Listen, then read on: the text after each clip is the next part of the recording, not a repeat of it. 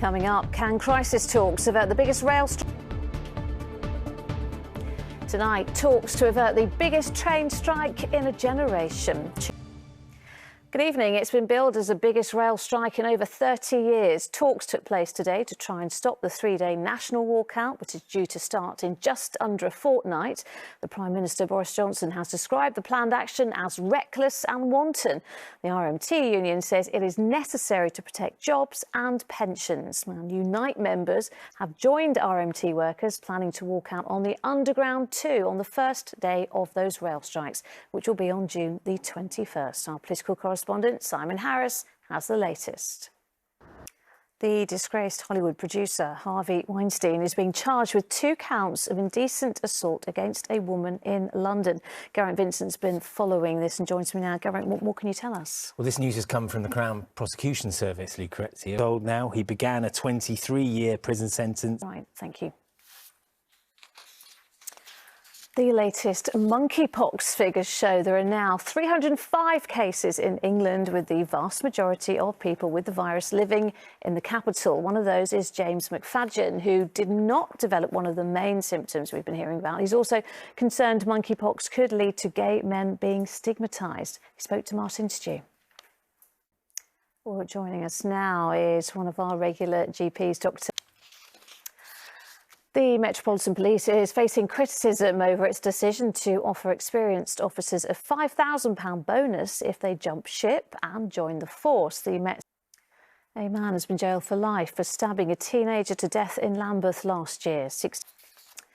Next, a police officer who was stabbed in the stomach when she tackled an armed robber has been nominated for a bravery award. PC Stephanie Clark and her colleague chased down 2 teenage boys who tried to rob a grocery store in Pimlico.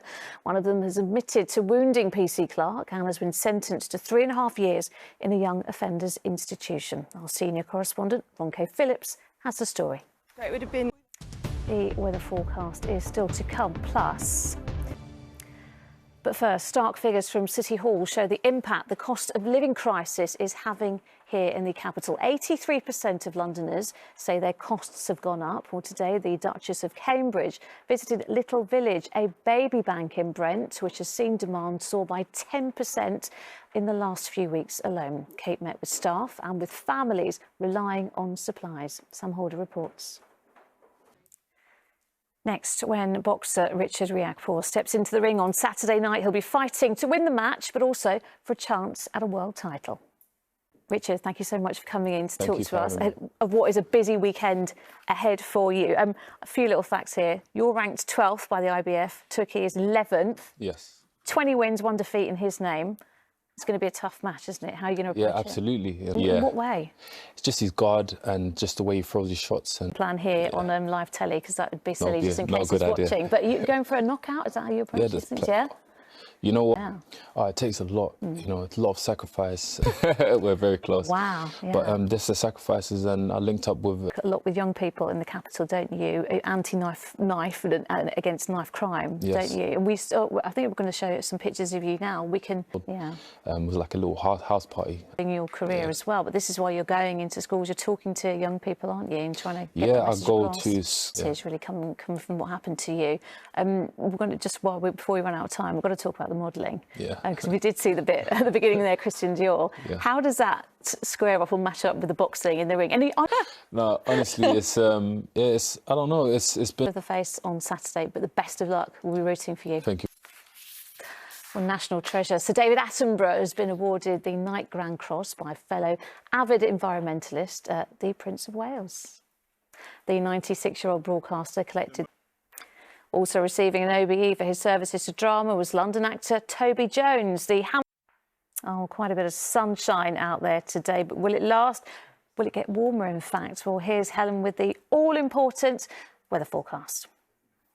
And finally tonight, how one dad is taking on the challenge of a lifetime to support his son. Finn is 8 and has severe autism. At his school in Watford, they have sensory rooms to support play and learning, but they need more outdoor space. Well, Finn's dad, Chris, is climbing 50 peaks in 5 days to raise the funds they need. That is a climb of over 14,000 metres and equivalent to scaling Mount Everest 1.5 times. Anna Geary reports. Oh, good luck, Chris. And that is it. We are back with the latest after ITV News at 10. Coming up, Mary with the ITV Evening News. But from me and the rest of the London team, bye-bye.